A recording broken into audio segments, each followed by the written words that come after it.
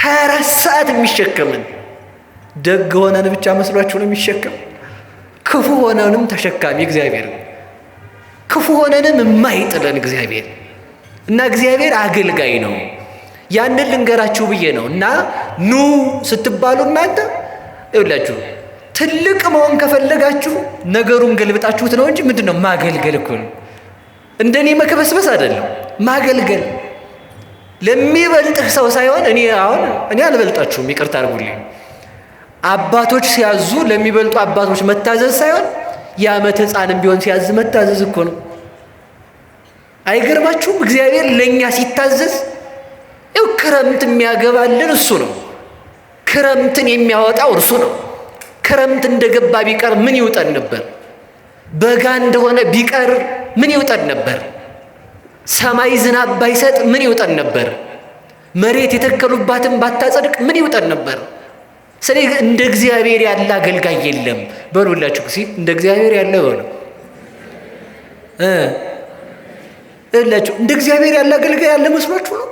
ተኝተን ሌሊት ደም ስራችንን የሚጠብቅ እንዳይሻረም፣ ስንበላ ትን እንዳይለን፣ ስንጠጣ ውሃው አንቆ እንዳይገለን፣ መራቃችን እንዳያንቀን፣ ስንተነፍስ እንዳዞ እንዳንሞት እግዚአብሔር ጠብቆ ያኖረናል። እግዚአብሔር ነው እንጂ አገልጋይ ሌላ ማን አለ? አልታዘዝም የሚል ሰው ካለ እሱ ክርስቶሳዊ ነው። ክርስቶስን ለመምሰል መታዘዝ ነው። ማንም ይዘዛችሁ ታዘዙ። ዛሬ ከጭንቀት ተላቃችሁ እንድትሄዱ እፈልጋለሁ። እሱ ምንድነው? መዓት የሚያወሩ ሰዎችን አትከተሉ፣ በሞት ያፈርሰውንላችሁ። መዓት የሚያወሩ ሰዎች ምንድነው? የዓለም የሙቀት እንትን ጨመረ፣ እንዲህ ያለው ወንዝ ደረቀ፣ እረ ውሃው በላ የሚሉ ሰዎች ማለት ነው። እዛው ውሃው ይብላቸውና እንዲህ የሚል እግዚአብሔር አለን ማለት አለብን። ማን አለን? በቃ እግዚአብሔር እኮ ባለ ሳይሆን በሌለ ነው የሚያኖረው። የሌለ ነፋስ አምጥቶ ነው ኦክሲጅን እንድንተነፍስ የሚያደርገን። የሌለች ፀሐይን አምጥቶ ነው ፀሐይ የሚያወጣልን። የሌለ ጨለማን አምጥቶ ነው ደግሞ በቀኑ በብርሃኑ ስትደክሙ የዋላችሁት በጨለማ ወረፉ ብሎ ሌሊትን ያመጣልን። እና ከእግዚአብሔር በላይ አገልጋይ አለ ብላችሁ ታስባላችሁ? ጴጥሮስ እኔ ነኝ እንጂ አለቃ አለ። እንዴት ሲባል ያለኝን ሁሉ ትቼ የመጣው እኔ የ80 ዓመት ሽማግሌ። ዮሐንስ ቢከተል ወጣት ነው፣ ሌላው ቢከተል ወጣት ነው። እኔ ነኝ እንጂ አለቃ መሆን በመንግስተ ሰማያት አለ። እየሰማችሁ ነው አይደል? እዛ ደግሞ ሌሎቹ ደግሞ ምን አለ መሰላችሁ? ጴጥሮስም ሁሉን ትተን ሊል አይችልም። ናትናኤል ነው እኔ ነኝ እንጂ ሞረ ኦሪት ሊቁ እኔ ነኝ እንጂ ኦሪትን ስተረጉም የነበርኩ ኦሪትን ትቼ የተከተልኩ እኔ ነኝ እንጂ ደግሞ አለቃ መሆን አለ። ከዛ ደግሞ ተመልከቱ፣ ማቴዎስ ደግሞ ግብር ሳስገብር ያን ሁሉ ብር ትቼ መጥቼ እኔ ነኝ እንጂ አለቃ አለ። ጴጥሮስ ቢከተል አንድ አህያ ትቶ ነው እኔ ስንቱን የተውኩ አለ። እዛ ይሄን ብለው ሄደው ምን አሉት? ጌታ ሆይ በመንግስተ ሰማያት አለቃ የሚሆን ማን ነው አሉት። ምን እንደመለሰላችሁ ታውቃላችሁ? እንደዚህ ሕፃን ካልሆናችሁ መንግስተ ሰማያት አትገቡም ካላቸው በኋላ ምን አላቸው? አለቃ ሊሆን የሚወድ ዘይፈቅድ ይኩን ሊቀ ይኩንክሙ ላይከ። አለቃ ሊሆን የወደደ ሰው ምን ይሆን? አገልጋይ ይሁን። እስኪ በሉ አለቃ ሊሆን የወደደ በሉ ምንድን ነው? ከዛ ስለዚህ ለአለቅነት ሳይሆን ለምን ሩጡ? በሞት የነገሩ ተገልብጦ ነው ነገሩ። አሁን አለቅነትን የፈለገ ሰው ይወርዳታል ብዬ ነው። አረ እኔ እዚህ ምናምን ቤተክርስቲያን አላልኩም፣ አደራችሁን። እኔ ያልኩ ያለሁት አለቃ ልሁን ያለ ሰው እሱ የበታች ነው። ልሁን ያለ ነው ያልኩ፣ የተሾመ አይደለም። አንተ ሰው አስገድደው ከሾሙህ ማነው ተሾም ሲሉ የሚሻል እገሌ ያለ በል። ግን አንተ መምራት እየቻልክ መከራ ፈርተህ ከሆነ ደግሞ አልሾምም ያልክ ራስ ወዳድነት ይሆንብሃልና ወደ አምላክህ እየጸለይክ ተሾምላቸው ይላል። እያለቀሱ መሾም ነው። ሲሾሙ አባቶቻችን እያለቀሱ ነው የተሾሙት። እነ ዮሐንስ አፈወርቅ፣ እነ ቅዱስ ኤጲፋኔዎስ፣ ሌሎችም አባቶች እያለቀሱ ነው የተሾሙት። ሹመትን አይፈልጉትም። ከዚያ በኋላ ነው ሐዋርያት ገባቸው። አገልጋይ ለመሆን አለቃ ለመሆን የፈለገው ሰው አገልጋይ ይሁን። መጥገብ የፈለገው ሰው ይራብ። መከበር የፈለገው ሰው ይዋረድ። መልበስ የፈለገው ሰው ይራቆት። ሌላ አይደለም። ደግሞ እንዳሰነጥቁት በፈቃድ መራብ ማለት ነው። ይራብ ሲባል እጅና እግርን አጥፋ መራብ አይደለም። እያለህ ሰጥተህ መራብ ነው። ሀብት ለእግዚአብሔር እንጂ ነው ብለህ ማለት ነው። እና አገልጋይ አለቃ ሊሆን የፈለገ ምን ይሁን? አገልጋይ ይሁን። በዚህ ቃል የሁላችንንም የስልጣን የበላይነት እንሁን የሚል ፍላጎታችንን መድኃኔዓለም የትዕቢት ሰይጣንን አውልቆ ይጣልልን። ከዚያ በኋላ ምን እንሆናለን? እንከብራለን።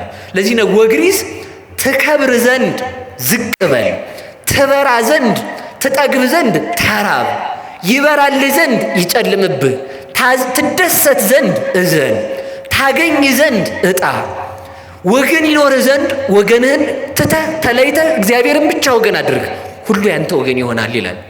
እግዚአብሔር ከሁላችን ጋር ይሆንልን።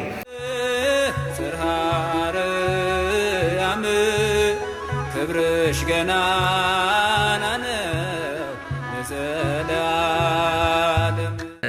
ክርስቶስ ራሱ ሳይሆነው ለምንድን ነው?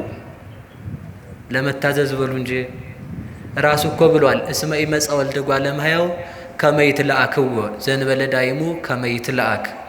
የሰው ልጅ ሰው የሆነው ሊያገለግል እንጂ ሊያገለግሉት አይደለም ተብሏል። ለምንድነው ሰው የሆነው? ሊያዘን አይደለም። እግዚአብሔር ሰው የሆነው ሊታዘዘን ነው። እኔ በጣም ይገርመኛል። እግዚአብሔር የኛ አገልጋያችን ነው። እግዚአብሔር የሁሉም ሰው አገልጋይ ነው። ይሄን አስባችሁ ታውቃላችሁ? እግዚአብሔር አገልጋያችሁ እንደሆነ። አገልጋይ ማለት ውሃ የምትቀዳ፣ ልብስ የምታጥብ፣ ምግብ የምታበስል፣ የምትንከባከብ እናት አይደል? ያቺ ናት አገልጋይ የምትባለው። ከእግዚአብሔር በላይ አገልጋይ አለ ወይ? ሰዓት ሳያፋልስ ፀሐይ የሚያወጣ፣ ሰዓት ሳያፋልስ ብርሃንን የሚያመላልስ፣ ጊዜ ለአንድ ደቂቃ ሳይቆይ ነፋስን የሚያወጣልን። የፀሐይ ሲሆን ነፋስ ጸጥ ቢል እኮ ዓለም ያልቃል እኮ። አስባችሁ ታውቃላችሁ እንደዚያ ብላችሁ? በነገራችሁ ላይ አንድ ነገር ልንገራችሁ። ዛሬ ከጭንቀት ተላቃችሁ እንድትሄዱ እፈልጋለሁ። እሱ ምንድነው? ይሄ መዓት የሚያወሩ ሰዎችን አትከተሉ፣ በሞት ያፈርሰውንላችሁ። መዓት የሚያወሩ ሰዎች ምንድነው? የዓለም የሙቀት እንትን ጨመረ፣ እንዲህ ያለው ወንዝ ደረቀ፣ እረ ውሃው በላ የሚሉ ሰዎች ማለት ነው። እዛው ውሃው ይብላቸውና እንዲህ የሚል እግዚአብሔር አለን ማለት አለብን። ማን አለን? በቃ እግዚአብሔር እኮ ባለ ሳይሆን በሌለ ነው የሚያኖረው። የሌለ ነፋስ አምጥቶ ነው ኦክሲጅን እንድንተነፍስ የሚያደርገን። የሌለች ፀሐይን አምጥቶ ነው ፀሐይ የሚያወጣልን። የሌለ ጨለማን አምጥቶ ነው ደግሞ በቀኑ በብርሃኑ ስትደክሙ የዋላችሁት በጨለማ ወረፉ ብሎ ሌሊትን ያመጣልን። እና ከእግዚአብሔር በላይ አገልጋይ አለ ብላችሁ ታስባላችሁ? አሁን እናንተው ናችሁ ያመጣችሁት። በዚያው እንዲገባ ነግራችሁ ልለፍ ብዬ ነው። አለ ከእግዚአብሔር በላይ? በፍጹም እኮ የለም። እውነቴን ነው። እቺ ቤት የምትሰራው ሰራተኛ እሷ እኮ አገልጋይ አይደለችም። ታካፍሏት ነው እሷ። ለእግዚአብሔር ምን ከፍለነዋል? እስኪ ያስቡት። ባስ ላይ ወይም ታክሲ ላይ ወይም ሆነ ቦታ ብትገባ ከፍለህ የኮቲ ሁሉ ከፍለህ ነው። እግዚአብሔር ለተሸከመበት ክፈሉ ቢለን ምን ይውጠን ነበር? አስባችሁታል? 24 ሰዓት የሚሸከምን ደግ ሆነን ብቻ መስሏችሁ ነው የሚሸከም? ክፉ ሆነንም ተሸካሚ እግዚአብሔር፣ ክፉ ሆነንም የማይጥለን እግዚአብሔር። እና እግዚአብሔር አገልጋይ ነው። ያንን ልንገራችሁ ብዬ ነው። እና ኑ ስትባሉ እናንተ ይኸውላችሁ ትልቅ መሆን ከፈለጋችሁ ነገሩን ገልብጣችሁት ነው እንጂ ምንድነው? ማገልገል እኮ ነው። እንደኔ መከበስበስ አይደለም ማገልገል። ለሚበልጥህ ሰው ሳይሆን እኔ አልበልጣችሁም፣ ይቅርታ አድርጉልኝ። አባቶች ሲያዙ ለሚበልጡ አባቶች መታዘዝ ሳይሆን የዓመት ሕፃንም ቢሆን ሲያዝ መታዘዝ እኮ ነው።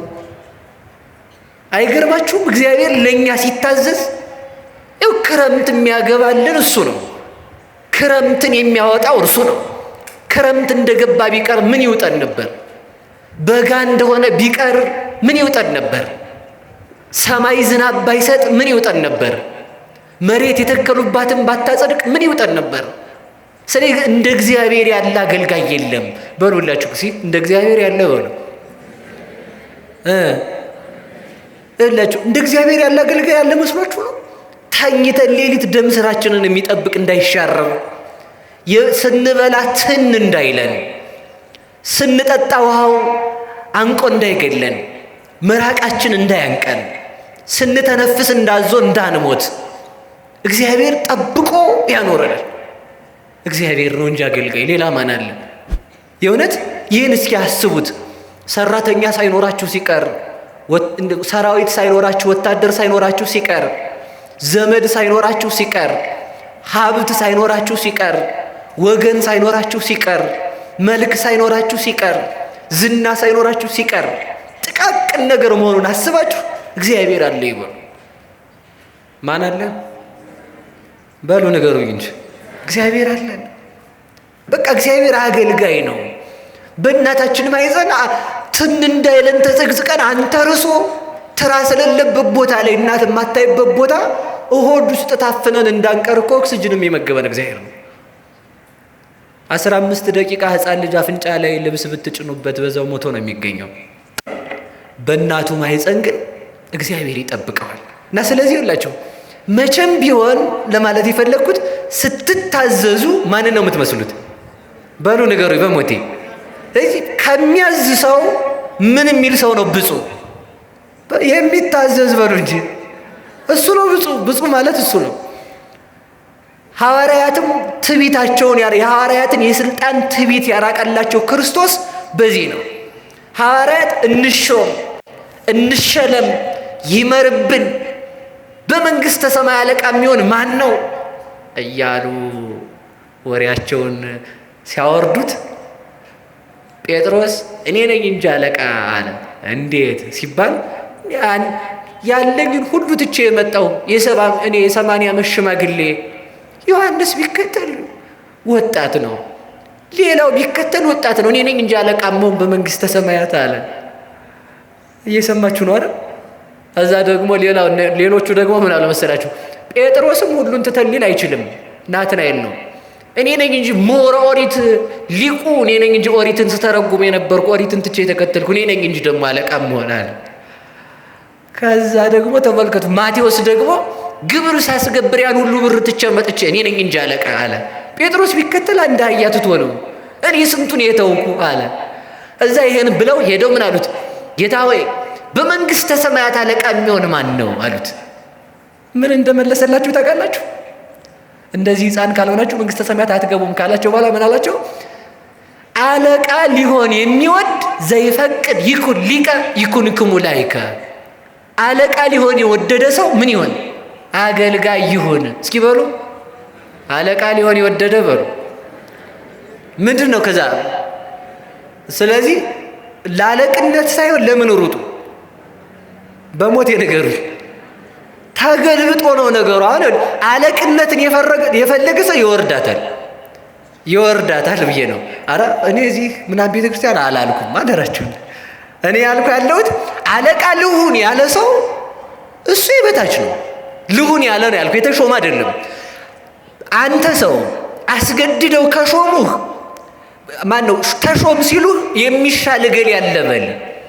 ግን አንተ መምራት እየቻልክ መከራ ፈርተህ ከሆነ ደግሞ አልሾምም ያልክ ራስ ወዳድነት ይሆንብሃልና ወደ አምላክህ እየጸለይክ ተሾምላቸው ይላል። እያለቀሱ መሾም ነው። ሲሾሙ አባቶቻችን እያለቀሱ ነው የተሾሙት። እነ ዮሐንስ አፈወርቅ፣ እነ ቅዱስ ኤጲፋኔዎስ፣ ሌሎችም አባቶች እያለቀሱ ነው የተሾሙት። ሹመትን አይፈልጉትም። ከዚያ በኋላ ነው ሐዋርያት ገባቸው። አገልጋይ ለመሆን አለቃ ለመሆን የፈለገው ሰው አገልጋይ ይሁን። መጥገብ የፈለገው ሰው ይራብ። መከበር የፈለገው ሰው ይዋረድ። መልበስ የፈለገው ሰው ይራቆት። ሌላ አይደለም። ደግሞ እንዳሰነጥቁት በፈቃድ መራብ ማለት ነው። ይራብ ሲባል እጅና እግርን አጥፋ መራብ አይደለም። እያለህ ሰጥተህ መራብ ነው። ሀብት ለእግዚአብሔር እንጂ ነው ብለህ ማለት ነው። እና አገልጋይ አለቃ ሊሆን የፈለገ ምን ይሁን? አገልጋይ ይሁን። በዚህ ቃል የሁላችንንም የስልጣን የበላይነት እንሁን የሚል ፍላጎታችንን መድኃኔዓለም የትዕቢት ሰይጣንን አውልቆ ይጣልልን። ከዚያ በኋላ ምን እንሆናለን? እንከብራለን። ለዚህ ነው ወግሪስ ትከብር ዘንድ ዝቅ በል፣ ትበራ ዘንድ ትጠግብ ዘንድ ተራብ፣ ይበራልህ ዘንድ ይጨልምብህ፣ ትደሰት ዘንድ እዘን፣ ታገኝ ዘንድ እጣ፣ ወገን ይኖር ዘንድ ወገንህን ትተህ ተለይተህ እግዚአብሔርን ብቻ ወገን አድርግ፣ ሁሉ ያንተ ወገን ይሆናል ይላል። እግዚአብሔር ከሁላችን ጋር ይሆንልን እና ስላዘዝኳችሁ በዛው የመታዘዝ ዋጋ እንዲገባችሁ ብዬ ነው እንጂ ርዕሴ አይደለም። እና እግዚአብሔር ሲመጣ እንኳን እየታዘዘ ነው የመጣ፣ እያዘዘ በሞት የነገሩ እየታዘዘ ነው የመጣው። አልታዘዝም የሚል ሰው ካለ እሱ ክርስቶሳዊ ነው። ክርስቶስን ለመምሰል መታዘዝ ነው። ማንም ይዘዛችሁ ታዘዙ። የመታዘዝ ጉልበት ምን ያህል እንደሆነ እሱን ሌላ ቀን እንማማር።